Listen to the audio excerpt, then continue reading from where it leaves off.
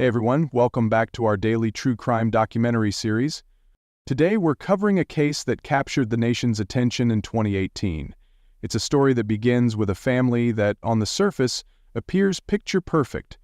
A loving wife who is pregnant with their third child, two adorable young daughters, and a seemingly devoted husband.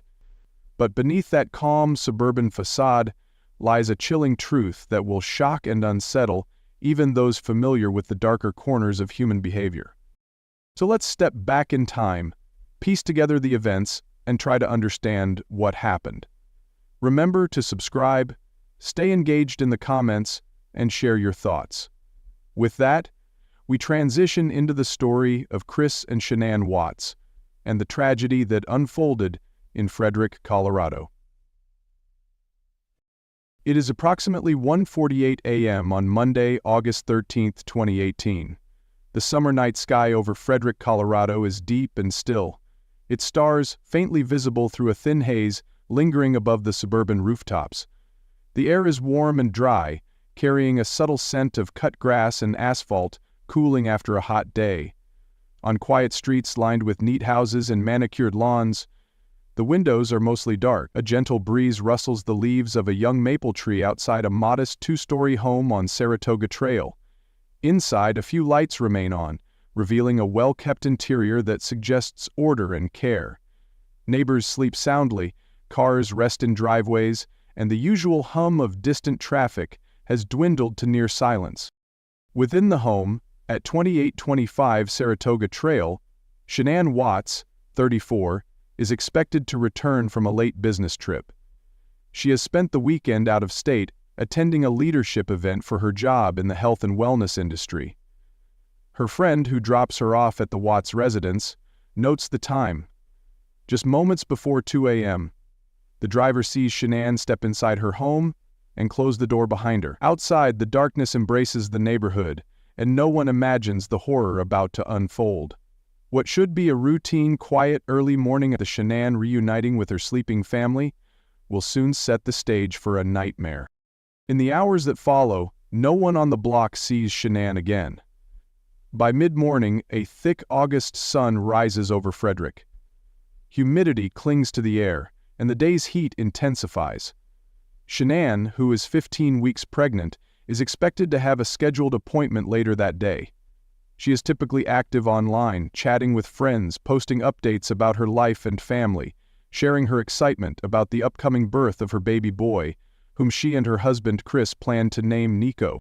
As the morning stretches past normal check-in times, several friends begin to notice Shanann's unusual silence. She misses a doctor's appointment, something incredibly out of character. She doesn't return calls or texts. Shanann's close friend, who is also her colleague, grows increasingly concerned. By early afternoon, the friend decides to visit the Watts home. There, no one answers the door. A neighbor's security camera footage recorded Shanann returning from her trip hours ago. So where is she now? This same neighbor, noticing something off, recalls seeing Chris Watts early in the morning, loading his truck in a manner that appeared a bit unusual.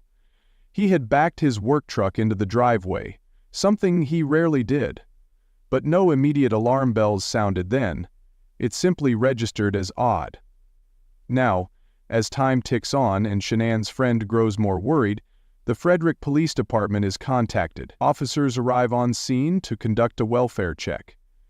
Inside the quiet house, Shanann and the two girls, Bella, 4, and Celeste, 3, are nowhere to be found. Hours prior, Shanann's last known activities paint a picture of a woman exhausted from travel but happy to be home. On Sunday, August 12, Shanann is at a business conference in Scottsdale, Arizona. She checks in with friends via phone calls and text messages throughout the afternoon and evening. There are mentions of her pregnancy, her excitement at upcoming milestones, and a few notes of tension regarding her marriage.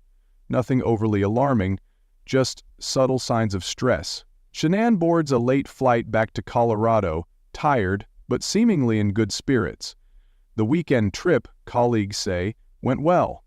She shared meals and success stories, posted social media videos in real time, In these clips, she shows off her baby bump and beams as she talks about her family, hinting at the growth and changes they'll soon embrace. Witness accounts from fellow travelers on the flight confirm Shanann is polite, a bit quiet, maybe just weary from a busy few days. Her phone messages to friends confirm her expected arrival time in Colorado, just before 2 a.m. She texts her friend to say she's finally home, then goes silent. Nevertheless, Shanann returns to a small hotel and travels back and forth to the presidential palace for well over 20 hours. Later that morning, a friend tries repeatedly to reach Shanann. Calls go to voicemail. Texts remain unread. Social media is eerily quiet. Another friend tries the doorbell camera app to see if Shanann comes to the door. Nothing. Growing fear leads them to call Chris. He offers vague assurances that Shanann must have taken the girls out on a play date, but maybe she's just off lying. But this doesn't sound right. Shanann's car is still in the garage, her keys and purse reportedly inside the house. She would never leave without them. Panic sets in. Around 1:40 p.m., officers from the Frederick Police Department arrive at the Watts home. The day's heat is near its peak, the sky still bright and cloudless. Chris appears on scene, seemingly cooperative but strangely calm. He grants permission for the police to enter. They move through tidy rooms painted in warm neutrals and accented by family photos, searching for clues. No signs of forced entry, no struggle immediately apparent, just a gnawing absence. Shanann's phone is found stuffed in the couch cushions. This is alarming. Friends know Shanann practically lives through her device, using it to communicate constantly. Her medication, critical for her and the girls, remains untouched. The children's beds are empty. Everything feels staged, unnatural, and tense. The initial responding officers note these anomalies and contact detectives. Something is gravely wrong. Before this tragedy, Shanann Watts is a vibrant individual with a layered past. Born on January 10, 1984, in Passaic, New Jersey, she grows up in a close-knit family with strong values. As a child, Shanann demonstrates resilience and determination.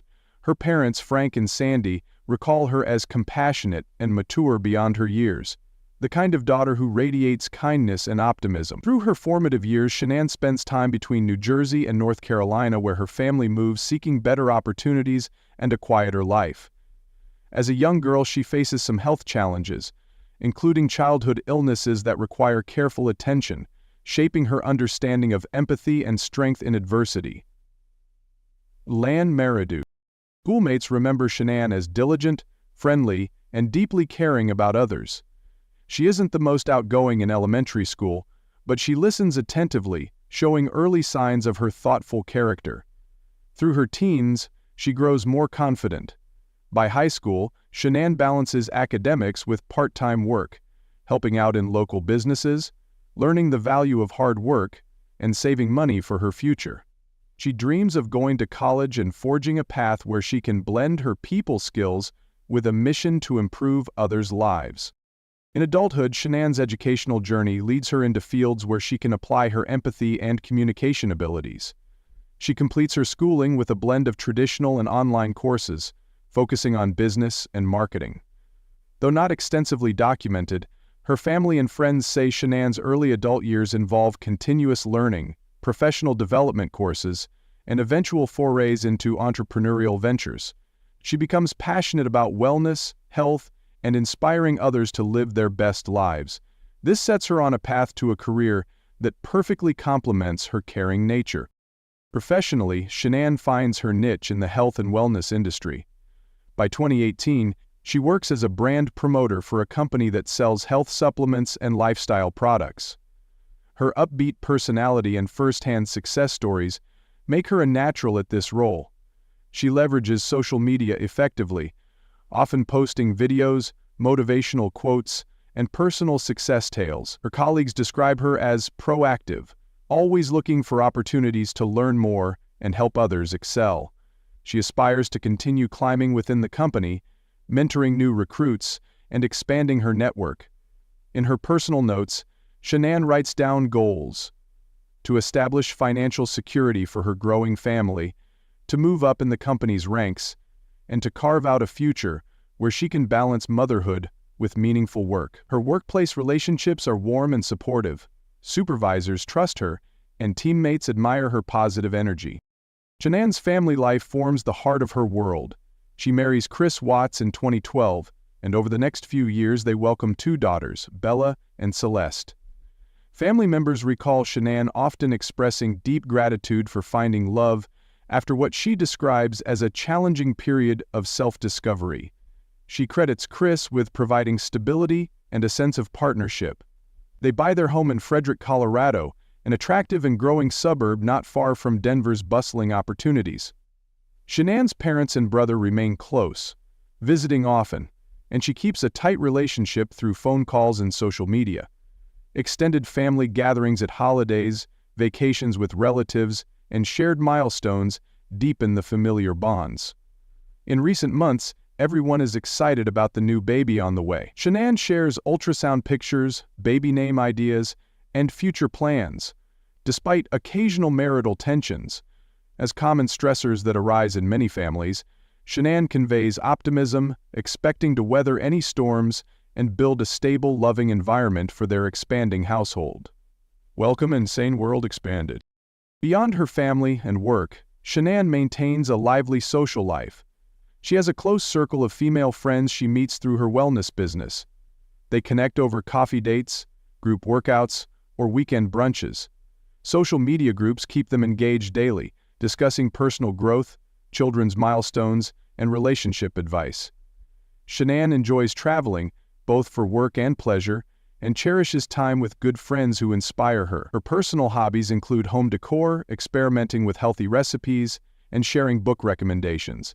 She frequently tries new fitness routines and encourages friends to join. The Frederick community, too, offers various activities, local parks where she takes the girls to play, neighborhood events, and family-friendly festivals. Shanann's interests center around nurturing her family's health, happiness, and future success. She seems to have everything in place to continue thriving, making her disappearance on that August morning all the more alarming.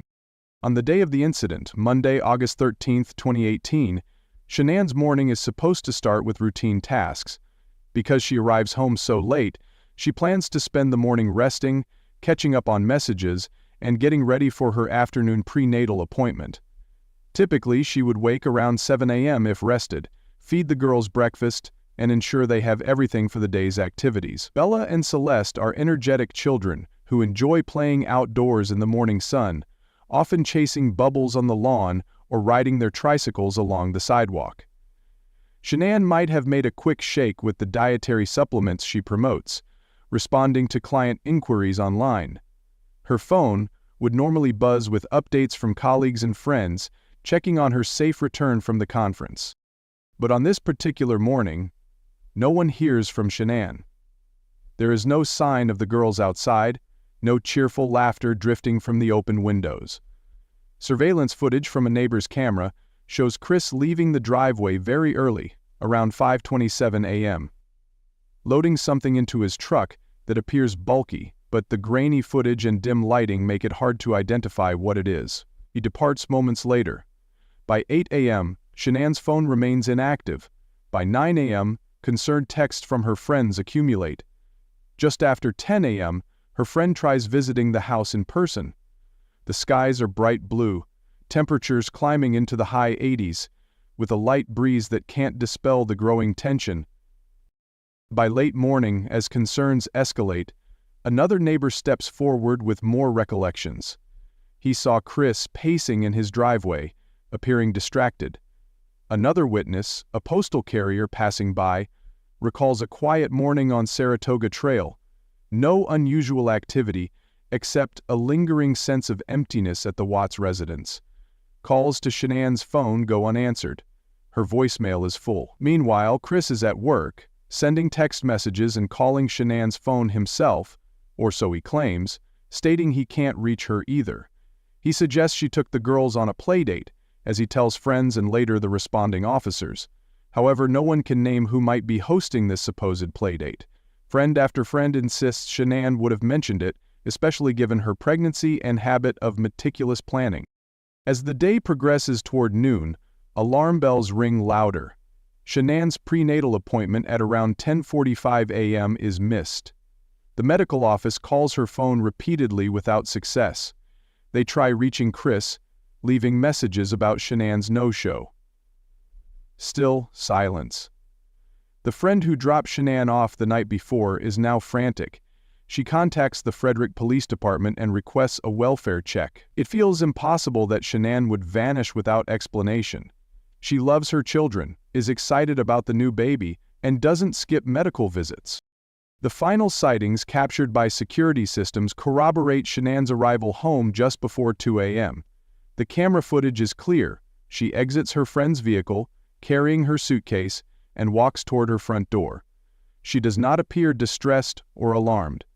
No other cameras capture movements of her or the girls outside after that time. The last confirmed location where she is seen is her own doorstep. Witness descriptions highlight a routine scenario. No raised voices, no suspicious vehicles. The digital communications log ends after her last text message confirming her arrival. After this, Shanann's phone use halts. End footnote. In the late morning while Chris is reportedly at work, neighbors' CCTV provides limited glimpses. No one sees the girls leaving. No known witness spots Shanann. The front door remains closed, curtains still drawn. The situation now escalates from odd silence to a serious missing persons case. Officers arrive just before 2 p.m., knock on the door and eventually meet Chris there. He appears confused and claims ignorance. He gives permission to search the house.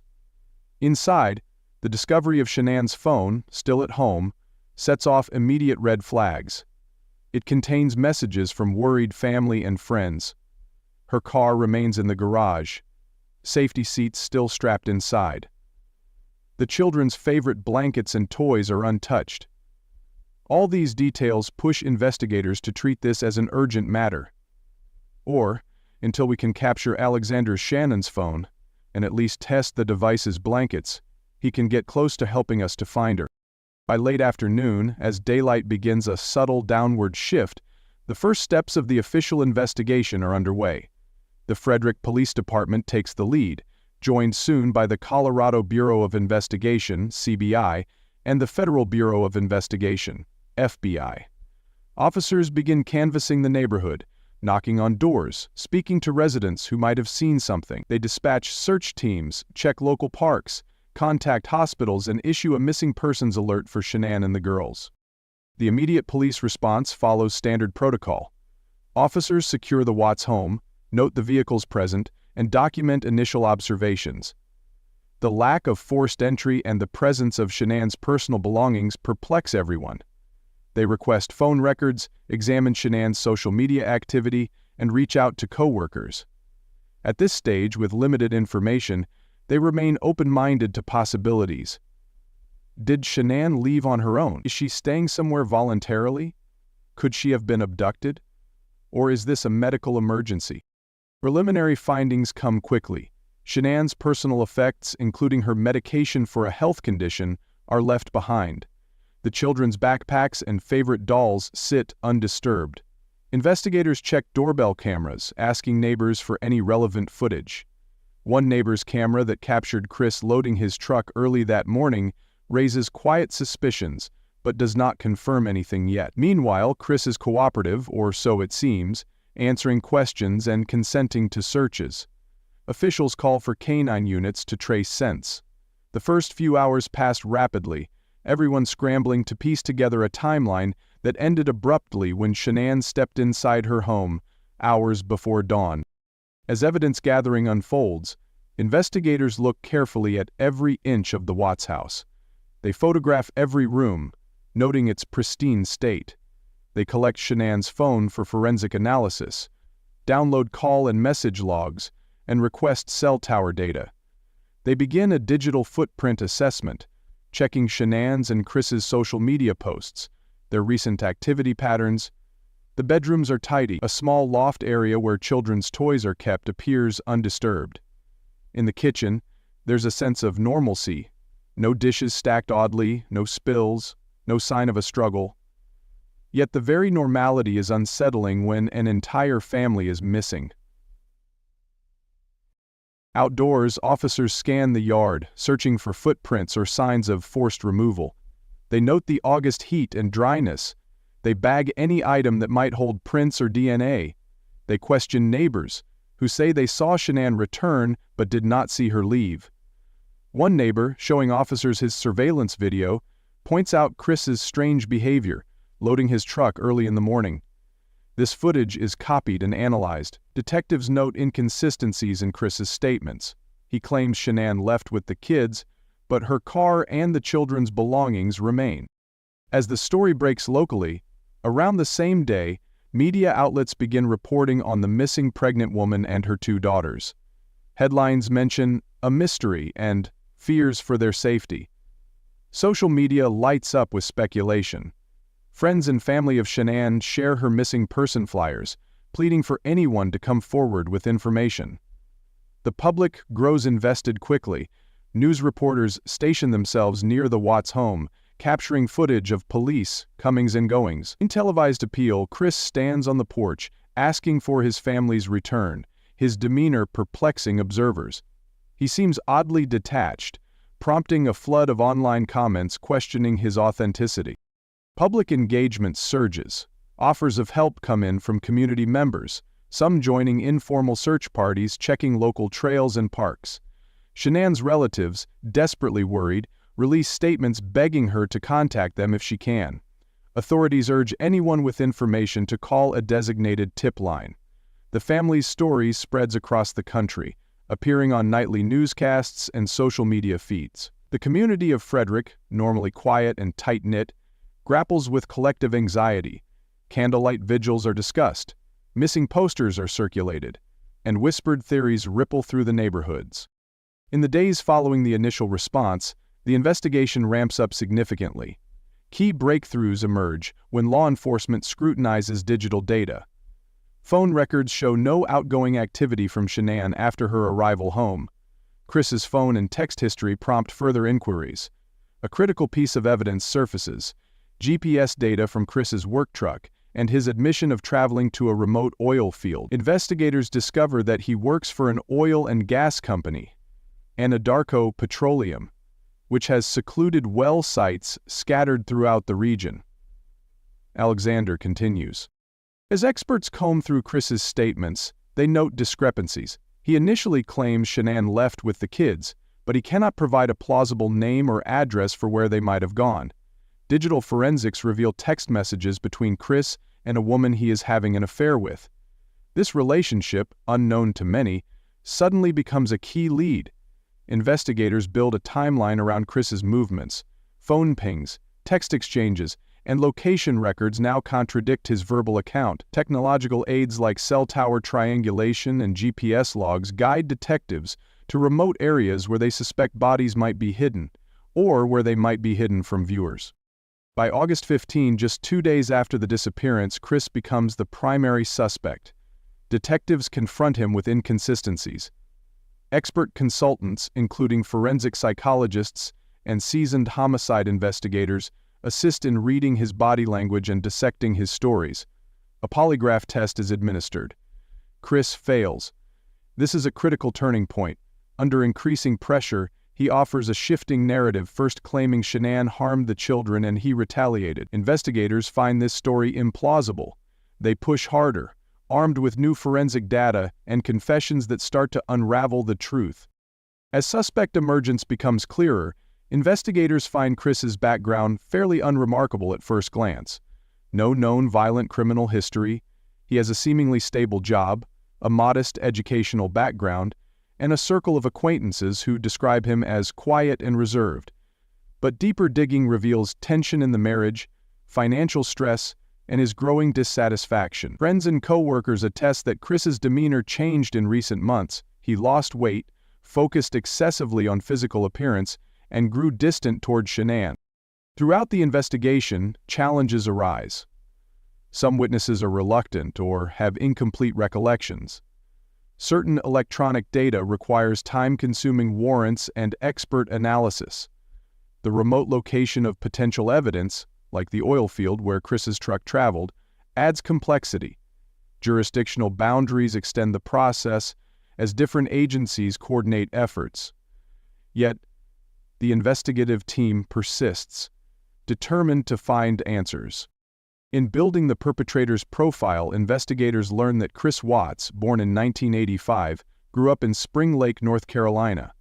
He attended local schools, studied automotive technology, and worked various mechanical jobs before moving to Colorado. Friends from his past say he was quiet, introverted, polite, and never known to break rules. He meets Shanann online, and their early relationship seems happy. Marriage and children follow.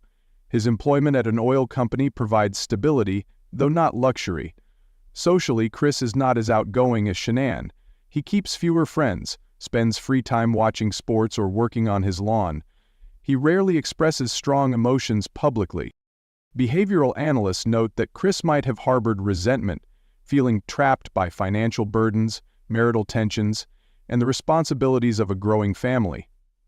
As a psychological assessment begins, experts consider narcissistic traits, or a desire to escape his life to pursue a new relationship. Patterns emerge.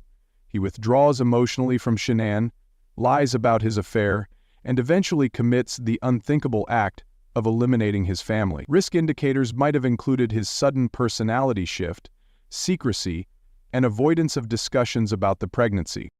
After the crime, Chris attempts a cover-up. He disposes of the bodies at an anarcho-petroleum site where he knows few would venture. Surveillance footage from neighbors contradicts his claims.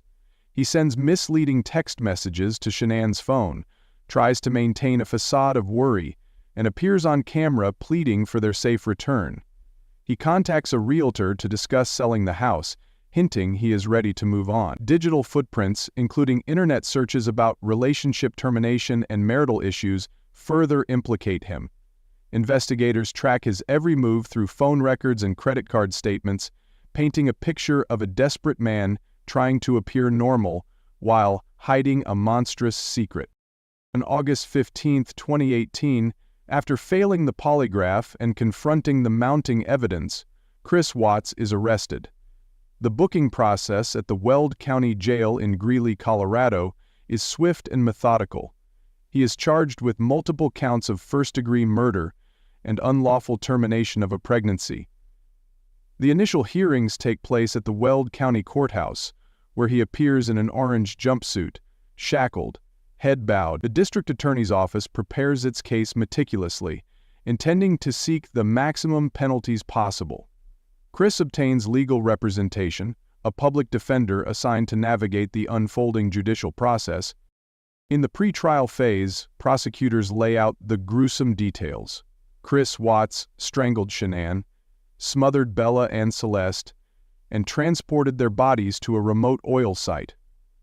Court documents detail how he hid Shanann's body in a shallow grave and placed the children's bodies into oil tanks. Investigators present evidence from GPS data, text messages, and security camera footage. Public outrage intensifies as these facts become known. At hearings, media packs the courtroom, and national outlets cover every development. Friends of Shanann testify to her good character and loving nature. Expert witnesses explain digital forensics, DNA analysis, and the psychological aspects of the crime. By November 2018, Chris Watts pleads guilty to all charges, to avoid the death penalty. The trial details come out in the form of a sentencing hearing. Family members provide impact statements that reduce the courtroom to tears.